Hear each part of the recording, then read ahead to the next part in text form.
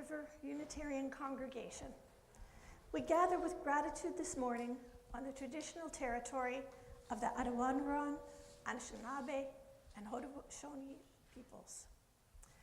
Our congregational home is located on the Haldeman Tract, which is 6 miles on each side of the Grand River.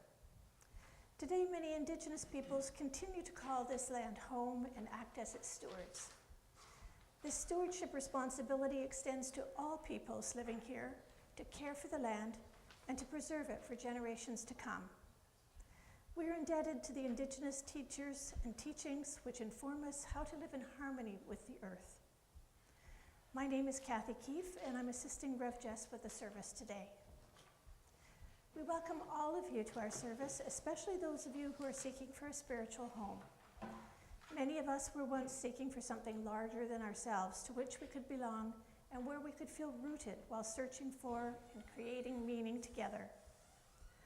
All humans need connection with other humans, to give and receive support, to feel rooted within community, to feel understood and accepted.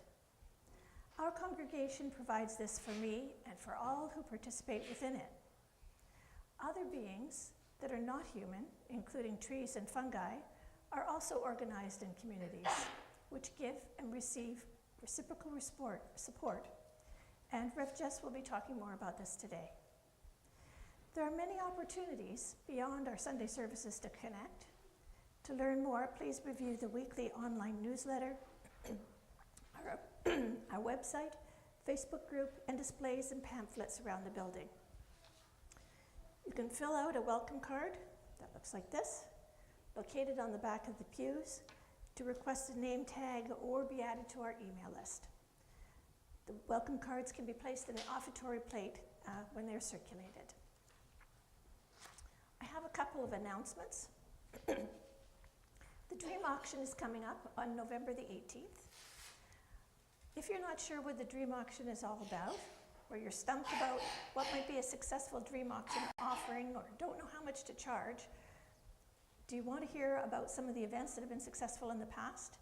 Well, join members of the Dream Auction team in the multi-room today at noon after the service for a discussion forum. We'll answer all your questions and collect ideas to share with the congregation. Also, a big thanks to all the organizers and the talent and those who attended at Friday's Coffee House. We raised $925 for a Better Tent City, and there are still books for sale in the classroom.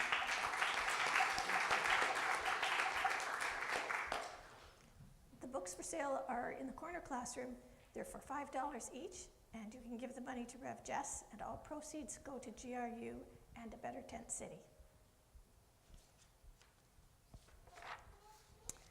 And now, may we set aside the busyness of our everyday lives, ensure that our cell phones are silenced, and consent to rest this morning in the warmth of fellowship and the promise of community.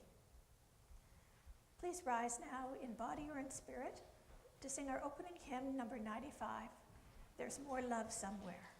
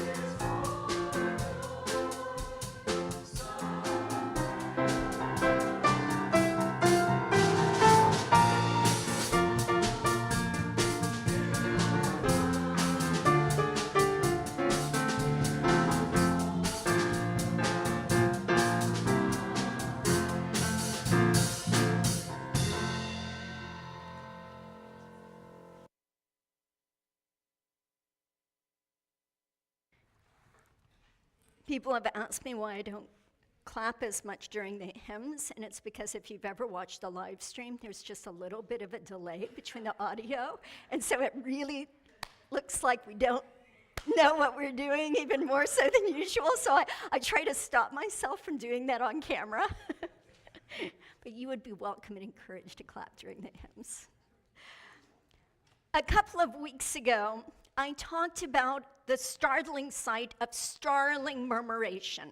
That's the movement of thousands upon thousands of individual birds moving in sync with one another by keeping track of their 7 nearest neighbors, forming fantastical formations in the sky as they twist and turn, each bird impacting the whole system, each one capable of shifting the direction and shape of the collective.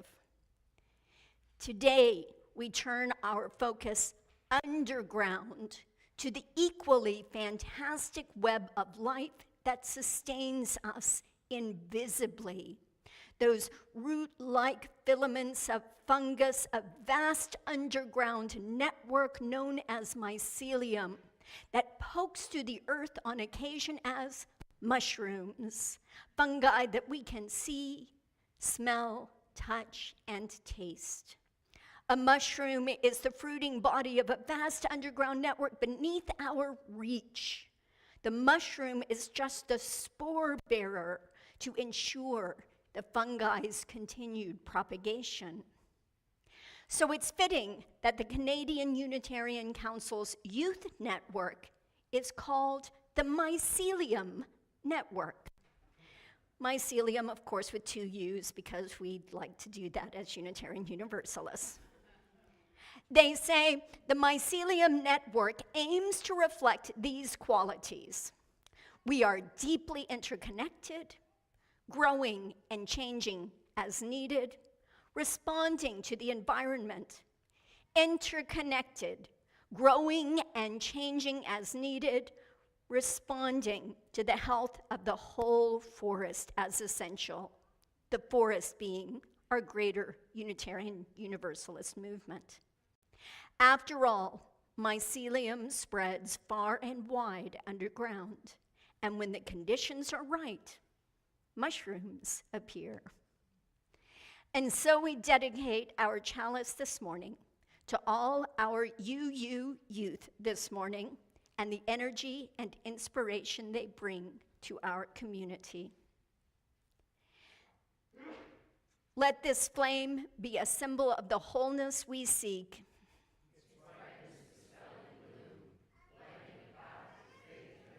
Its glow reminding us of the sacred bonds which link us to all people.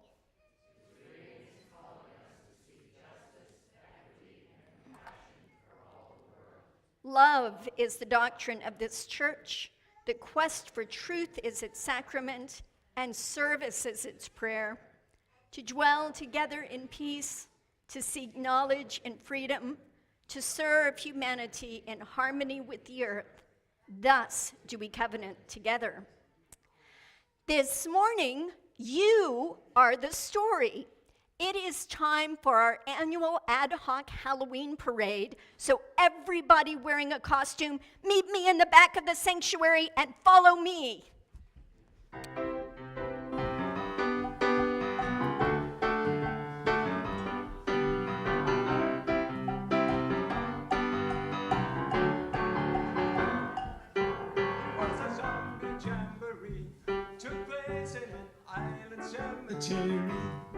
It was a zombie jamboree, took place in an island cemetery. Zombies from all part of the island, some of them was great calypsonians. Although the season was carnival, we get together in Bacchanal, and we're singing back to back, belly to belly. I don't give a damn, cause I'm done dead already. Oh, back to back, belly to belly at the zombie jamboree. I hear you talking back to back, belly to belly. I don't give a damn, cause I'm done dead already. Oh, back to back, belly to belly at the zombie jamboree. One female zombie wouldn't behave. See how she jumping out of your grave. In one hand, a quart of rum. In the other hand, she banging a conga drum. The lead singer start to make his rhyme. The zombies are racking their bones in time. One bystander had this to say: it was a pleasure to see the zombies break away. And they singing back to back, belly to belly. I don't give a damn 'cause I done get a radio. Back to back, belly to belly at the zombie jamboree.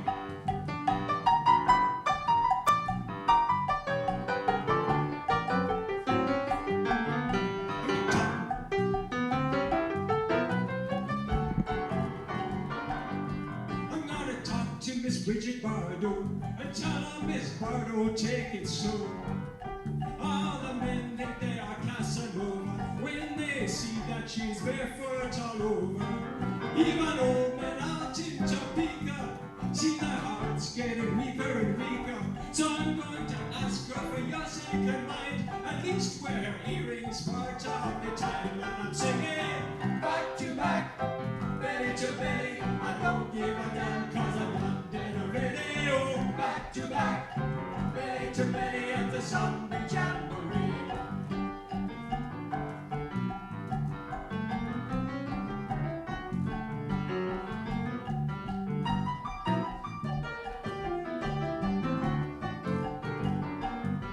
A lot of world leaders talking about war, and I'm afraid they're going too far. So it's up to us, you and me, to put an end to catastrophe. We must appeal to their goodness of heart and ask them to pitch in and please do their part. Because if this atomic war begin, they won't even have a part to pitch in.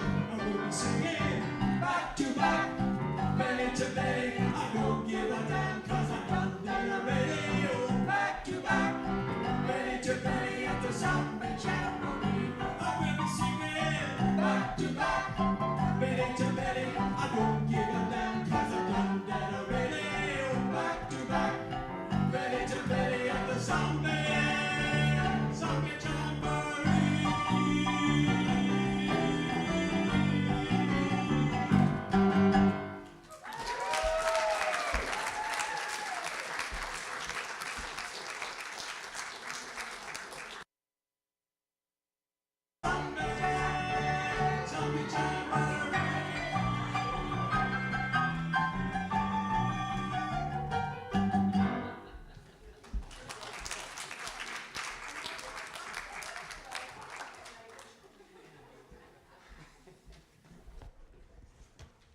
Well, that was fun, but I get to do the serious part.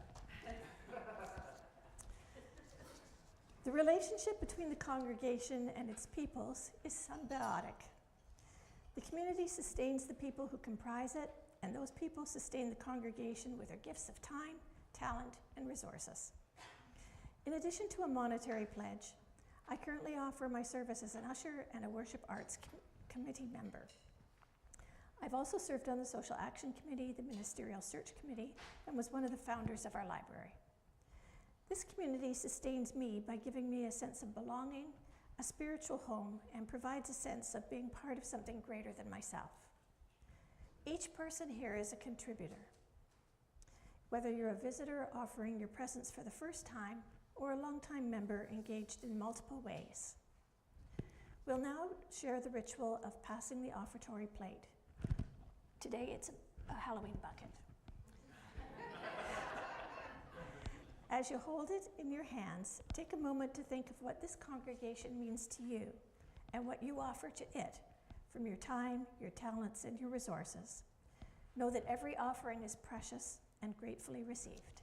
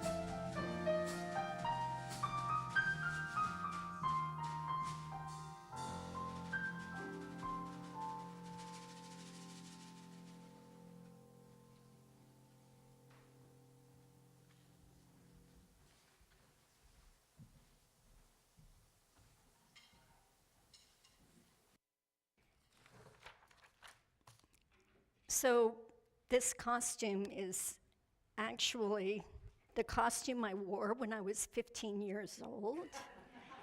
And I played Cobweb in Midsummer Night's Dream, one of the 3 times I was in that play.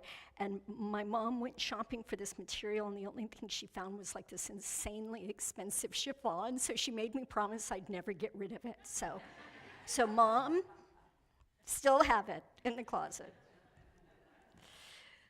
Seemed appropriate for today. Adrienne Maree Brown finds 4 questions for us to consider that we might learn from fungi, lessons to help us live in harmony with one another and the earth, lessons of discernment and meaning making. Brown says fungi teaches us to ask, what's happening underneath the surface? How can we make the world digestible? How can we strengthen our connections? What do we do with the pain? Brown writes, mycelia see the potential life in everything. Everything dead and alive goes into the soil and gets processed into life. When we understand that our pain and grief are part of our aliveness, part of how we learn to be, and part of how we ultimately contribute to the life of the planet, we can learn to eat everything and make it fuel. We can recycle and upcycle everything because it is all material, data, content, source. We can make death into life. To do so, we must hold on to whatever is nourishing and possible that is available to us in this moment with our collective resources to transform ourselves and our communities. You are invited to light a candle of hope, or if there is a trial or triumph from your life you wish to share for communal sorrow or celebration, you may share at the microphone. I'll ask that we light the first candle as a prayer for peace in the Middle East and around the world. And may we start by finding peace in our own healing, hurting hearts.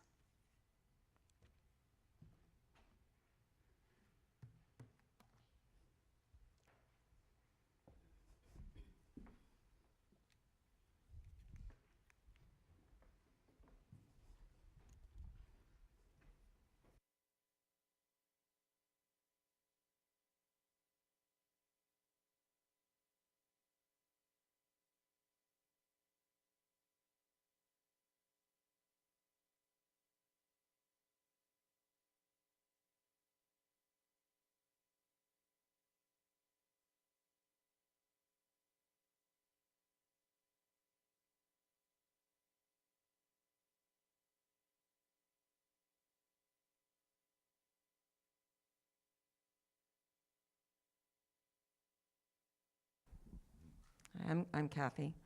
I have 2 candles of sorrow. Some of you know my mother's been in the hospital, and she's back there again with extreme respiratory problems.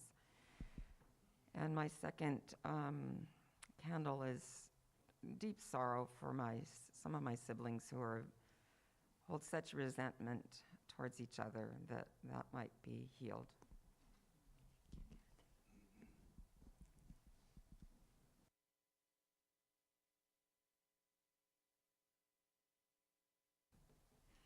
I'm Peggy, and I'm recovering from 2 knee surgeries on the same knee a year apart. And I've been so grateful for all the good wishes you've been sending me. I look at the cards, I remember the telephone calls as I exercise and exercise and exercise. So thank you very much. I've been a member of the congregation since 1964. And so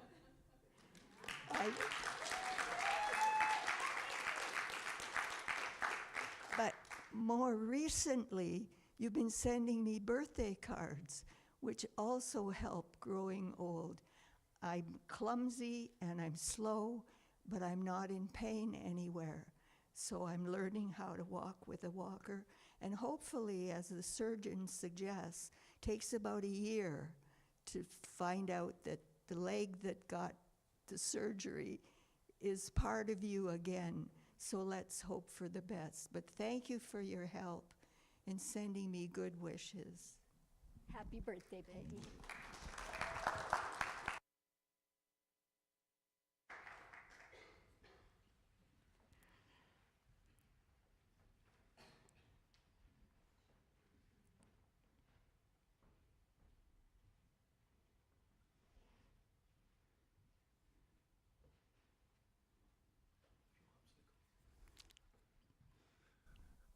Good morning, I'm Larry. I had the joy this summer of visiting with my mom's best friend. My mom's been dead since 1997, but her friend just turned 102 this year. Wonderful lady.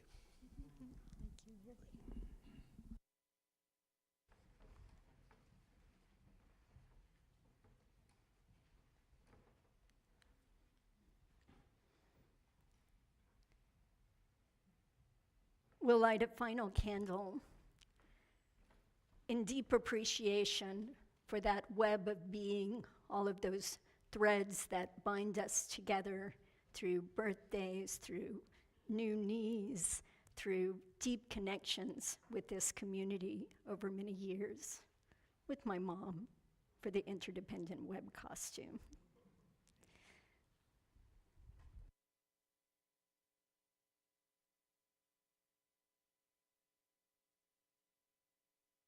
Please join me in singing our pastoral prayer, Spirit of Life.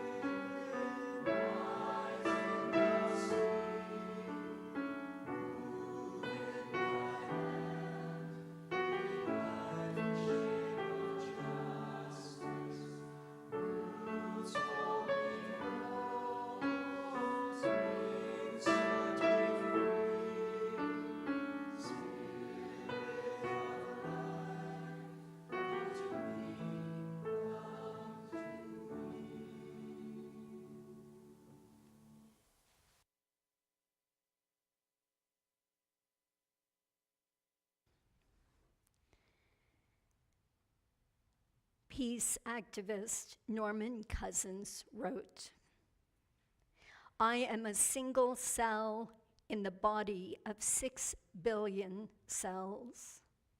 The body is humankind. I am a single cell. My needs are individual, but they are not unique. I am interlocked with other human beings in the consequences of our actions, thoughts, and feelings. I will work for human unity and human peace, for a moral order in harmony with the order of the universe. Together we share the quest for a society of the whole equal to our needs, a society in which we need not live beneath our moral capacity, and in which justice has a life of its own. We are single cells in a body of 6 billion cells. The body is humankind."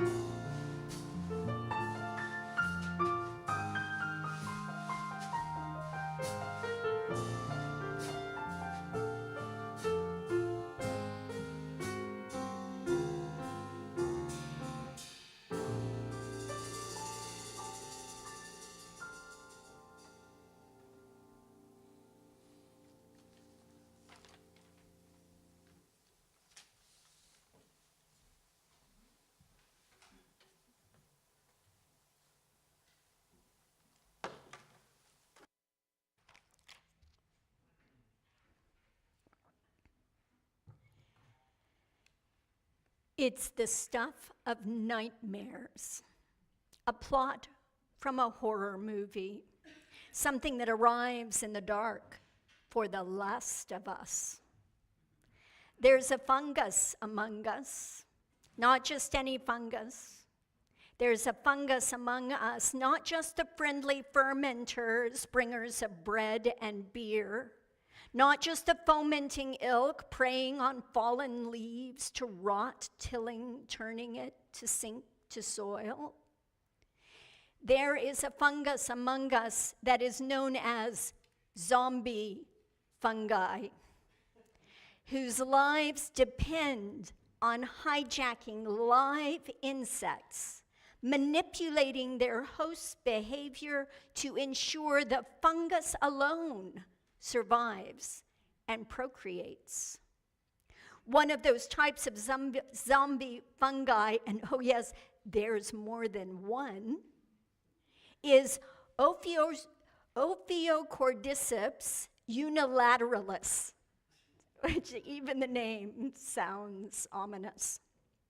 This particular fungus, whose name I will not try to say again, does not have a twitchy, muscular animal body with a centralized nervous system. It does not have an ability to walk or bite or fly. So it commandeers one. For part of its life, this fungus must wear an ant's body.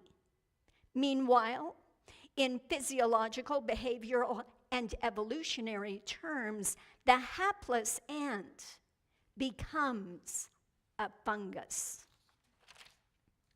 Once inside the insect, the fungus strips the ant of its instinctual fear of heights, causing it to leave its safe nest and climb high up the nearest plant and then clamp its jaws in a death grip near a major vein in the plant that the insect cannot will itself to loosen.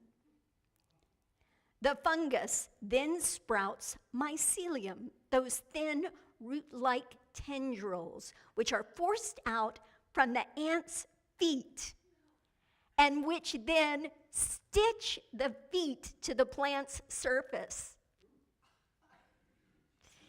Then, the fungus from within digests the ant's body while it's still living. And then a stalk,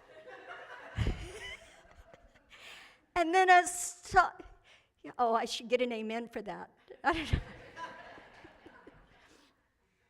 It digests the ant's body, and then a stalk sprouts out from the ant's head.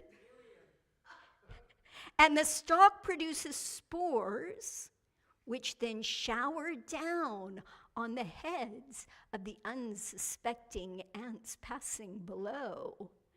And the fungus thrives as puppeteer to another ant host, who is forced to climb the summit of another plant, and the cycle begins anew.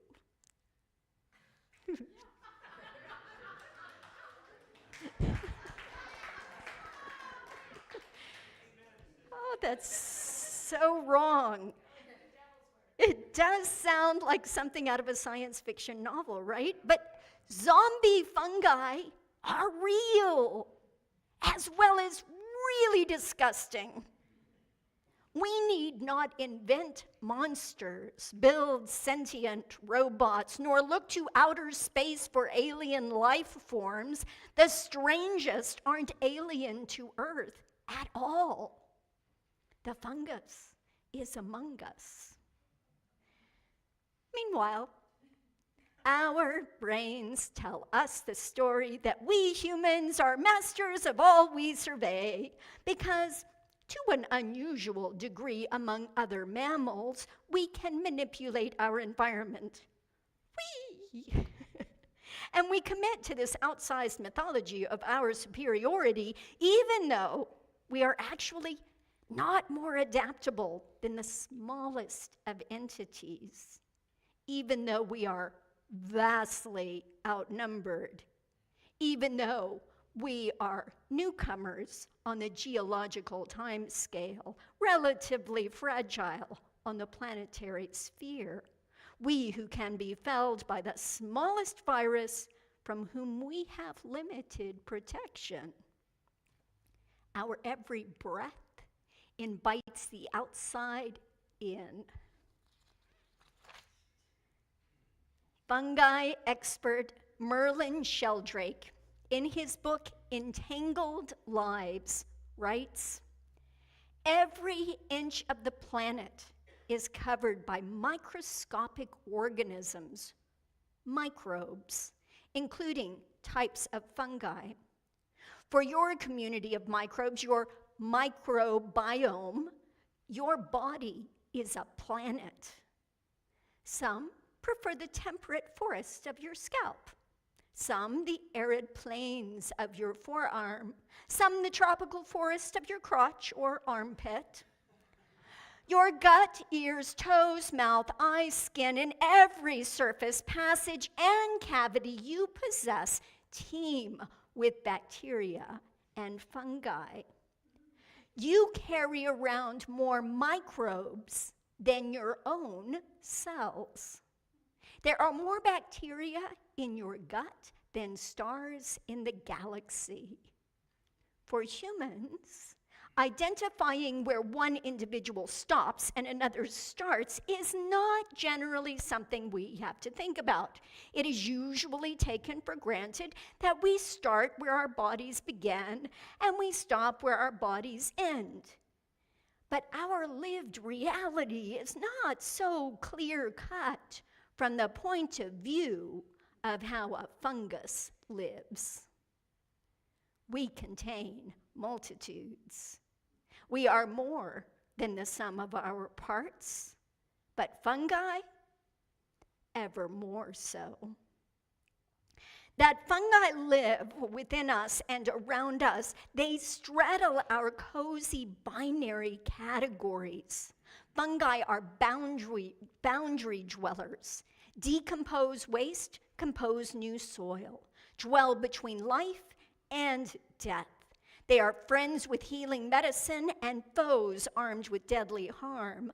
Fungi are both and neither, plant or animal. Fungi is the alpha and omega, the beginning and the end. And many forms of fungi extend their reach with mycelium, that part of the fungus that grows underground in those thread-like formations, which in turn can interweave with other systems, creating a vast system of filament, the wood wide web. Mycelium is ecological connective tissue. It is the living seam by which much of the world is stitched into relationship. Mycelium is the largest organism on Earth. It is among the most numerous, and it is among the most ancient. Plant life is socially networked by fungi, with 90% of all plant species dependent on fungi in some form. 90% in some kind of planthood partnership, complete with cooperation, conflict, and competition. As above, so below, biodiversity is dependent on the health of the 3 million or more types of fungi that help sustain and connect life on Earth.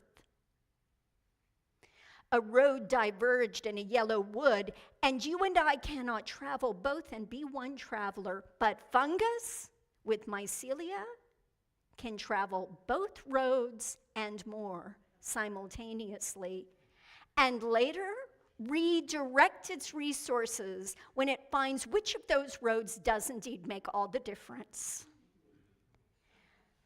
Some human humility in the face of fungal multiplicity is called for here.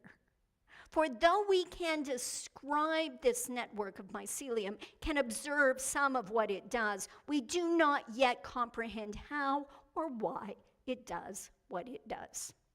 One of the barriers to our understanding mycelium is that we tend to think of it in human terms, which frankly dumbs it down.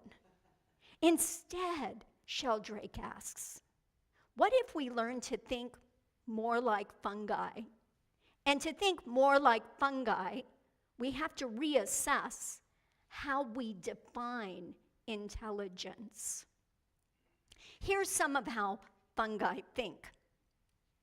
We know that fungi are promiscuous, with potentially thousands of sexually compatible partners, thus ensuring their continual evolution through creative procreation. They are unlikely to be threatened by extinction. Fungi are problem solvers. There are experiments that have shown that mycelium can be used to find the most efficient paths through mazes, to find the best routing for roadways, through traffic, subway systems, and even once has mapped the shortest path through an IKEA store. No kidding, that was a real experiment. Fungi are excellent resource managers, moving nutrients, carbon, and water to maintain the health of its host plants, and in so doing, ensuring its own optimal survival.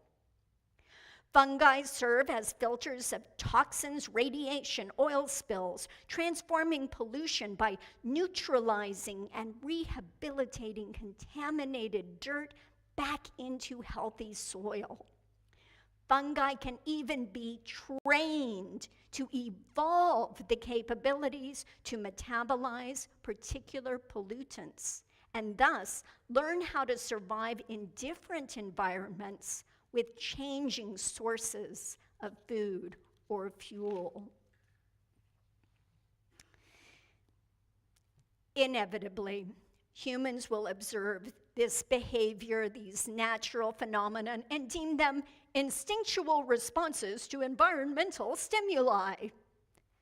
But Merlin Sheldrake warns that our very definition of intelligence is, in fact, not so intelligent. Humans have used ourselves and the structure of our brains and the existence of a central nervous system and what we believe as free will to define intelligence. Because of that human-centric view, we are not equipped to even recognize other types of intelligence, sentience, and consciousness. We tend to emphasize biology, the study of individuals, over ecology, the study of relationships between entities. Sheldrake says this thinking has created a ruinous hierarchy when it comes to understanding our relationship to all that lives. He muses, how different would our societies and institutions look if we thought of fungi rather than plants or animals as the typical life forms? The original root of the word intelligence actually means to choose between. So what if we made the choice of the collective, the good of the whole, more often than the choice of the single individual? What if we made the choice to think more like fungi? What if we chose to center ecological over the biological? Ecological intelligence is our path to a truly sustainable future. A future that embraces our partnership with planthood. A future that requires involution as much as evolution. A future that will depend on our cooperation with that wood wide web. A future that recognizes we are already entangled with fungi. Radical mycologist Paul Stamets makes this bold proclamation. I love a challenge, and saving the earth is probably a good one. We all know the earth is in trouble. We have now entered another epoch of mass extinctions. I have often wondered if there was a united organization of organisms, otherwise known as uh-oh, and if every organism had a right to vote, would we humans be voted off the planet? I think that vote is occurring right now. You can hear much more of Paul Stamets' musings about mushroom life on Saturday night's Films to Feed the Activist's Soul, hosted by Rosemary and Mel Rock. Reach out to one of them for the address and the details. Grace Lee Boggs said, "Building community is to the collective as spiritual practice is to the individual." Building community is to the collective as spiritual practice is to the individual. And that process of building community is the practice of composting. Because, let's face it, shit happens. And thank goodness. Because in its nonlinear, iterative process of composting, Adrienne Maree Brown says that we make fertile ground out of the nutrients of sunlight, water, and everything that dies to nurture the next cycle of life. All that has come before is in the soil, which now yields a new economy of relationships, a new society of care and respect. In that paradigm, there is no failure. Everything we attempt, everything we do is either growing up as its roots go deeper or it's decomposing, leaving its lessons in the soil for the next attempt. This is the literal afterlife. Mycologist Merlin Sheldrake notes that our behavior as humans qualifies us as being among the world's complex adaptive systems. He writes, complex because their behavior is difficult to predict from a knowledge of their constituent parts alone. Adaptive because they self-organize into new forms or behaviors in response to their circumstances. You, like all organisms, are a complex adaptive system. So is the World Wide Web. So are brains, termite colonies, swarming bees, cities, and financial markets, to name a few. Within complex adaptive systems, small changes can bring about large effects that can only be observed in the system as a whole. Rarely can a neat arrow be plotted between cause and effect. Stimuli, which may be unremarkable gestures in themselves, swirl into often surprising responses. Financial crashes are a good example of this kind of dynamic, non-linear process. So are orgasms and sneezes. In her book, Emergent Strategy, Adrienne Maree Brown echoes Sheldrake's assurance that we are capable of radical transformation. Brown's definition of emergence is the way complex systems and patterns arise out of a multiplicity of relatively simple interactions. Emergent strategy is a way to build complex patterns and systems of justice and liberation through relatively small interactions.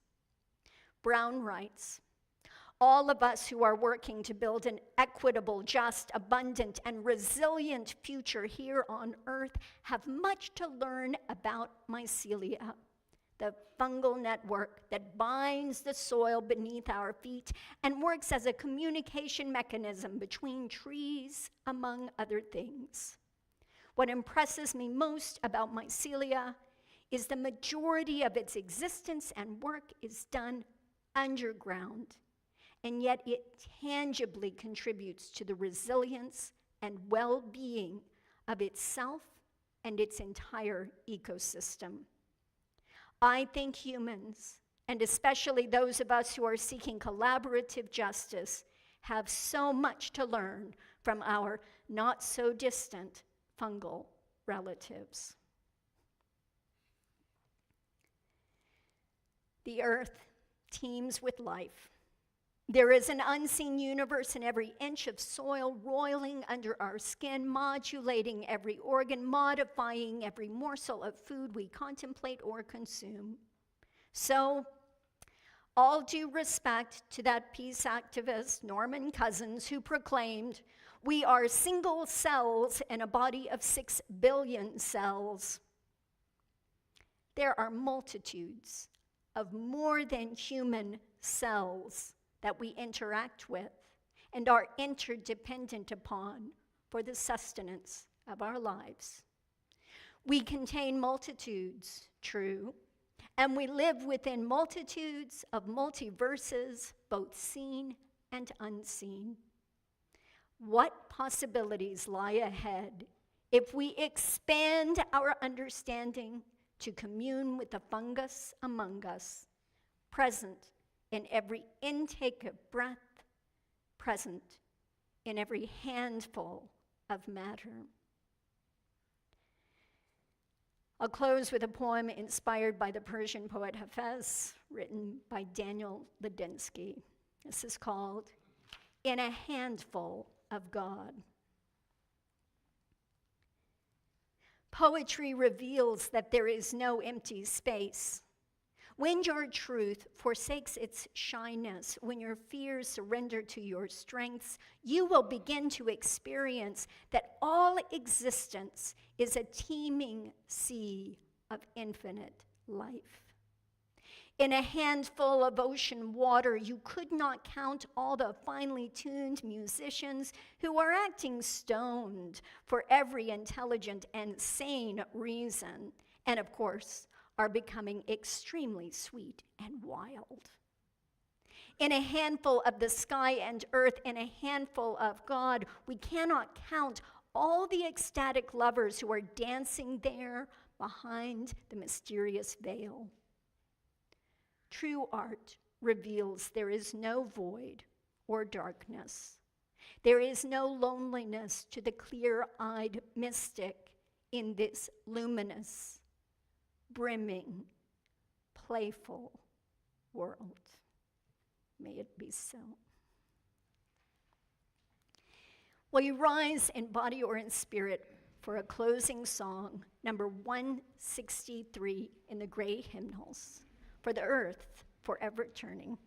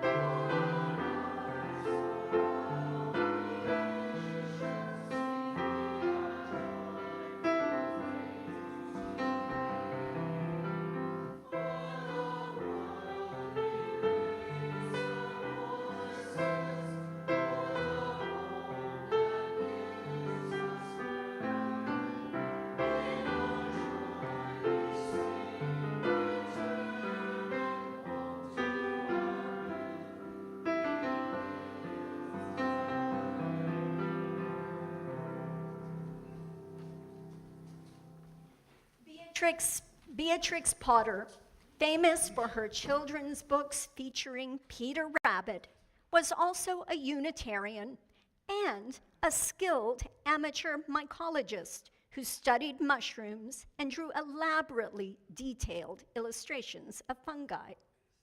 And so Beatrix Potter could have been talking about Peter Rabbit or Unitarianism or fungi when she wrote, "Even the smallest one can change the world."